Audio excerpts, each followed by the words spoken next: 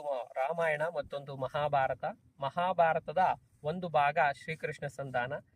ಪಾಂಡವರು ಅಜ್ಞಾತವಾಸವನ್ನ ಮುಗಿಸಿ ತದನಂತರ ಅವರು ಹಸ್ತಿನಾವತಿಗೆ ಬಂದಾಗ ದುರ್ಯೋಧನನಲ್ಲಿ ನಮಗೆ ಬರಬೇಕಾದಂಥ ಅರ್ಧ ರಾಜ್ಯವನ್ನ ಕೊಡಿ ಅಂತ ಹೇಳಿ ರಾಯಭಾರಿಯಾಗಿ ಶ್ರೀಕೃಷ್ಣನನ್ನ ಕಳಿಸ್ತಾರೆ. ಶ್ರೀಕೃಷ್ಣ ರಾಯಭಾರಿಯಾಗಿ ಬಂದು ದುರ್ಯೋಧನನ ಹತ್ರ ಕೇಳ್ಕೊಳ್ತಾನೆ, ಪಾಂಡವರಿಗೆ ಬರಬೇಕಾದಂತಹ ಅರ್ಧ ರಾಜ್ಯವನ್ನ ಪಾಂಡವರಿಗೆ ಕೊಡು ಅಂತ ಹೇಳಿ ಕೇಳಿದಾಗ ದುರ್ಯೋಧನ ಹೇಳ್ತಾನೆ, ಅರ್ಧ ರಾಜ್ಯವನ್ನ ಕೊಡ್ಲಿಕ್ಕೆ ಆಗಲ್ಲ ಅಂತ ಹೇಳಿ. ತದನಂತರ ಶ್ರೀಕೃಷ್ಣ 5 ಗ್ರಾಮಗಳನ್ನಾದ್ರೂ ಕೊಡಿ ಅಂತ ಹೇಳ್ತಾನೆ. 5 ಗ್ರಾಮಗಳನ್ನು ಕೊಡಲು ಒಪ್ಪೋದಿಲ್ಲ. ಕೊನೆಗೆ ದುರ್ಯೋಧನ ಹೇಳ್ತಾನೆ ಶ್ರೀಕೃಷ್ಣನಿಗೆ, ಸೂಜಿ ಮನೆಯಷ್ಟು ಭೂಮಿಯನ್ನು ಪಾಂಡವರಿಗೆ ಕೊಡಲ್ಲ ಅಂತ ಹೇಳಿದಾಗ ಶ್ರೀಕೃಷ್ಣ, ಯಾಕೆ ನಿನಗೆ ಈ ಹಠ ಛಲ, ಪಾಂಡವರಿಗೆ ಬರಬೇಕಾದದ್ದನ್ನ ಕೊಡು ಅಂತ ಹೇಳಿದಾಗ ದುರ್ಯೋಧನದಿಂದ ಬರ್ತಕ್ಕಂಥ ಸಂಭಾಷಣೆಯನ್ನ ನಾನು ನಿಮ್ಮ ಹತ್ರ ಇವತ್ತು ಪ್ರಸ್ತುತಪಡಿಸ್ತಿದ್ದೀನಿ.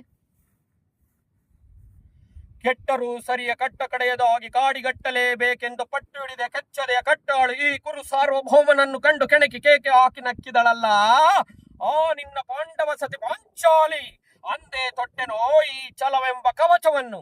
ಭೂತನಾಥ ಪ್ರೇತ ಪಿಶಾಚಿಗಳ ಒಡೆಯನಾದ ಭೂತನಾಥೇಶ್ವರನೇ ಕಾಲ್ಕೆರೆದು ಕದನಕ್ಕೆ ನಿಂತರೂ ಸರಿಯೇ, ಕಲಿಯಾಂಶದಿಂದ ನಿರ್ಮಿತವಾದ ಈ ನನ್ನ ಕುರು ಸಾಮ್ರಾಜ್ಯ ರಕ್ತದ ಮಡುವಿನಲ್ಲಿ ಕೊಚ್ಚಿ ಹೋದರೂ ಸರಿಯೇ, ಅಭಿಮಾನದರನಾದ ಚಂದ್ರಕುಲ ಚಕ್ರೇಶ್ವರನಾದ ನಾನು ಈ ಕುರುಕ್ಷೇತ್ರದ ಮಸಣದ ಮಣ್ಣಲ್ಲಿ ಮಣ್ಣಿಡಿದು ಮಣ್ಣಾಗಿ ಹೋದರೂ ಸರಿಯೇ, ಛಲವನ್ನು ಬಿಡೆ ನೆಲವನ್ನು ಕೊಡೆ.